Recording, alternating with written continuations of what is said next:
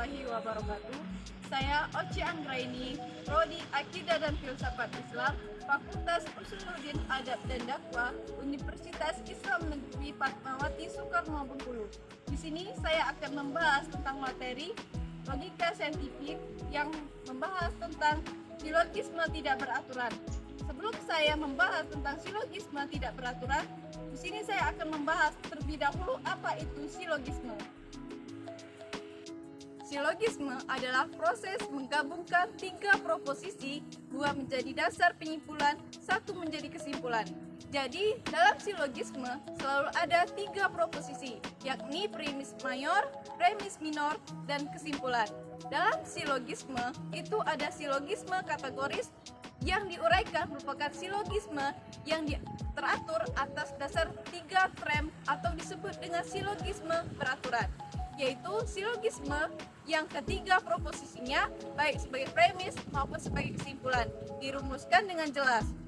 Sekarang akan diuraikan tentang silogisme yang beraturan yang merupakan kesimpulan berbagai ragam silogisme, yaitu silogisme kategoris yang proposisinya ada yang tidak dinyatakan atau berkaitan, atau juga bentuk silogisme yang terdiri atas beberapa silogisme yang berkaitan.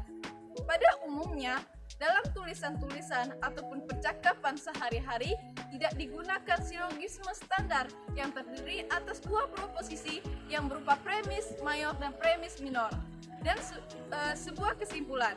Dalam percakapan pun seringkali hanya kesimpulan yang disebut, atau hanya premis mayor dan kesimpulan, atau hanya premis mayor dan premis minor saja, karena yang tidak diungkapkan dianggap telah diketahui oleh lawan bicara. Dengan kata lain, ada silogisme yang tidak mengikuti hukum-hukum silogisme.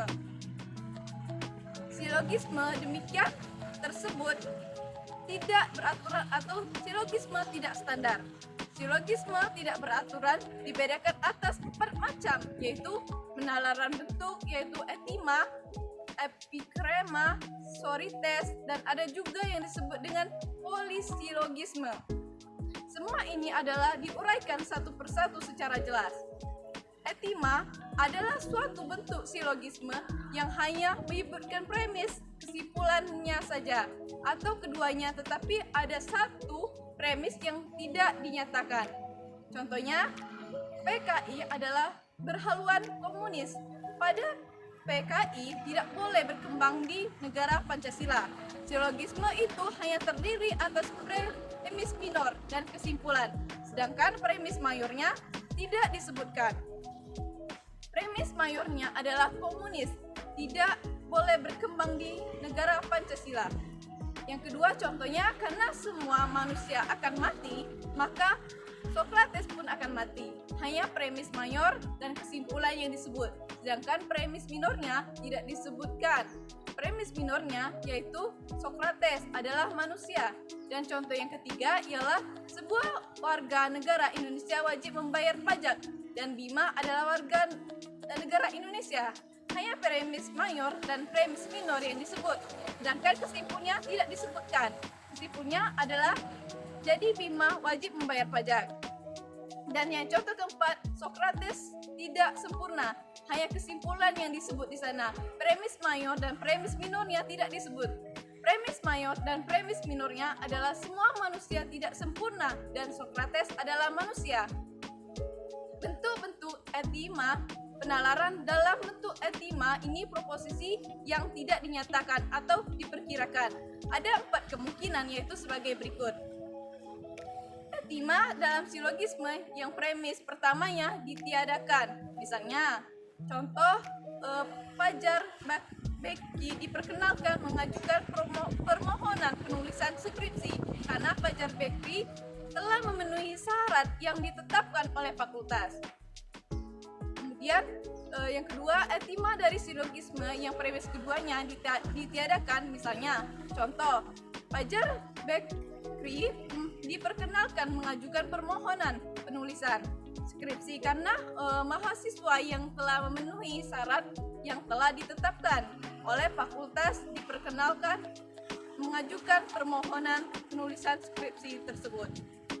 Kemudian yang ketiga, etima dari silogisme yang kesimpulannya diperkirakan karena langsung dapat diketahui. Contohnya, manusia yang telah memenuhi syarat yang ditetapkan oleh fakultas diperkenankan pengajuan permohonan penulisan skripsi. Dan Fajar Bakri telah memenuhi syarat yang telah ditetapkan oleh fakultas tersebut. Kemudian yang keempat, etima dari silogisme yang kedua premisnya diperkirakan karena dianggap sudah diketahui. Contohnya, Fajar Bakri diperkenankan mengajukan permohonan penulisan skripsi. Contoh silogisme secara lengkap adalah sebagai berikut.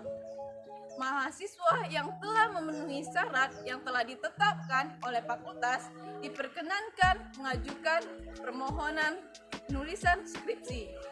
Fajar Bakri telah memenuhi syarat yang telah ditetapkan oleh fakultas, maka Fajar Bakri diperkenankan mengajukan permohonan penulisan skripsi. Kemudian yang kedua mengenai silogisme tidak beraturan, yaitu epikrema. Epikrema adalah suatu bentuk silogisme yang salah satu atau kedua premisnya disertai dengan alasan. Premis yang disertai dengan alasan itu sebenarnya merupakan kesimpulan dari silogisme tersebut. Contohnya, semua manusia telah sempurna karena hanya Tuhan yang sempurna. Plato adalah seorang manusia karena ia bertubuh dan berakal budi. Jadi Plato tidak sempurna. Premis mayor, semua manusia tidak sempurna karena hanya Tuhan yang sempurna, merupakan sebuah etima karena merupakan kesimpulan dari silogisme berikut ini. Hanya Tuhan yang sempurna, manusia bukan Tuhan. Jadi manusia tidak sempurna. Premis minor Plato adalah seorang manusia karena ia bertubuh dan berakal budi. Jadi sebuah etima yang merupakan silogisme dari semua yang bertubuh dan berakal budi adalah manusia. Plato adalah bertubuh dan berakal budi. Jadi Plato adalah manusia.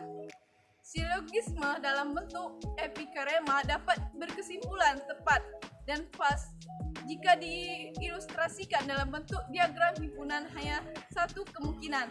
Kesimpulan yang ditarik tidak akan ada kecuali lain. Dengan kata lain, hanya ada satu bentuk diagram himpunan. Contohnya, epikrema yang hanya premis pertamanya berbentuk etima atau proposisi bersyarat. Semua koruptor adalah penjahat karena koruptor menggelapkan uang dan semua penjahat harus diajukan ke pengadilan. Jadi koruptor harus diajukan ke pengadilan. Contoh lain, setiap pemimpin partai terlarang bersifat pasif karena mereka dilarang melakukan kegiatan politik dan Tuan X adalah pemimpin partai terlarang. Jadi Tuan YX bersifat pasif. Dan contoh yang ketiga, sorites. Sorites adalah bentuk silogisme yang premisnya berkaitan lebih dari dua proposisi sehingga kesimpulannya berbentuk hubungan antara satu dan trem proposisi pertama dengan salah satu trem proposisi terakhir yang keduanya bukan trem perbanding. Contoh, manusia itu berakal budi itu berbudaya. Berbudaya itu perlu makan. Makan memerlukan barang. Jadi manusia memerlukan barang. Syarat-syarat sorites penalaran dalam bentuk sorites ini dapat diambil kesimpulan secara pasti jika memenuhi syarat-syarat sebagai berikut. Yang pertama ialah jika dalam perkaitan itu lingkungan trem berjalan dari trem yang luas meliputi trem yang sempit, maka perkaitan selanjutnya tidak boleh dibalik walaupun trem tersebut sebagai subjek ataupun predikat. Yang kedua, jika dalam perkaitan itu lingkungan trem berjalan dari trem yang sempit termasuk dalam lingkungan trem yang luas, maka perkaitan selanjutnya tidak boleh dibalik, baik trem tersebut sebagai subjek maupun predikat. Dan contoh yang ketiga, jika dalam perkaitan itu ada negasi, maka yang menegaskan atau yang dinegasikan harus trem yang luas. Hal ini berdasarkan prinsip ketujuh sebagai salah satu kaidah silogisme. Dan yang keempat, jika dalam perkaitan itu tiap proposisi sebagai premis berbentuk epiken, maka sampai proposisi tes terhingga pun kesimpulan tetap berbentuk epitrem. Hal ini berdasarkan premis pertama kaidah silogisme. Misalnya, sorites pada dasarnya dibedakan atas dua macam, yaitu sorites progresif, yaitu sering disebut dengan sorites Aristoteles. Misalnya, Aristoteles sorites. Dalam sorites negresif yang semestinya juga disebut dengan sorites Glenus. Sorites progresif ialah yaitu suatu perbincangan mengarah maju dan tram yang tersempit sampai pada yang terluas. Kesimpulannya adalah hubungan antara subjek dan premis pertama dengan predikat yang premis terakhirnya. Misalnya, jika manusia adalah rasional, apa yang rasional adalah spiritual, rohani, dan apa yang spiritual tidak akan mati. Jadi jiwa manusia tidak akan mati. Yang kedua, sorites regresif, yaitu suatu perbincangan mengarah baik tren yang terluas menuju ke sempit. Sedangkan kesimpulannya merupakan hubungan antara subjek dari premis terakhir dengan premis pertama. Misalnya, setiap hal yang dikaruniai nurani meliputi reaksi spontan. Setiap hewan dikaruniai nurani dan semua manusia adalah hewan. Sedangkan orang adalah manusia. Jadi kesimpulannya orang tersebut mempunyai reaksi spontan. Dan yang keempat ialah polisilogisme, yang mana polisilogisme adalah suatu bentuk penyimpulan berupa berkaitan silogisme sehingga kesimpulan silogisme sebelumnya selalu menjadi premis pada silogisme berikutnya. Contohnya, jika Isa adalah seorang nabi dan nabi adalah manusia, maka Isa adalah manusia dan manusia adalah berakal budi, maka Isa adalah berakal budi dan berakal budi adalah memerlukan makan, maka Isa memerlukan makan. Dalam penalaran polisilogisme pada dasarnya ada dua kelompok, yaitu silogisme yang bukan bagian akhir dapat juga lebih dari satu. Pertama, kedua, dan seterusnya disebut dengan poligolisme. Sedangkan poligisme yang akhir yang mengandung kesimpulan akhir disebut efisiologisme. Contohnya, yang kelihatan jelas perkaitannya adalah sebagai berikut. Contoh, jika Musa adalah seorang nabi dan nabi adalah manusia, maka Musa adalah manusia dan manusia adalah makhluk, maka Musa adalah makhluk dan makhluk bukanlah al-khaliq, maka Musa bukanlah al-khaliq dan al-khaliq adalah Tuhan, maka Musa bukanlah Tuhan.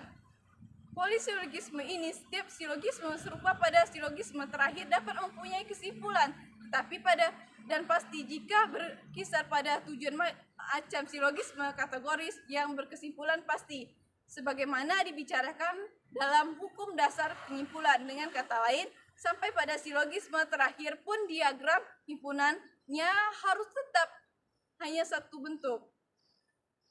Mungkin itu saja yang bisa saya sampaikan mengenai logika saintifik yang membahas tentang silogisme tidak beraturan. Saya Oci Anggraini, jika ada yang salah dari kata-kata saya ataupun dari penyampaian saya kurang berkenan, saya akhiri. Wassalamualaikum warahmatullahi wabarakatuh.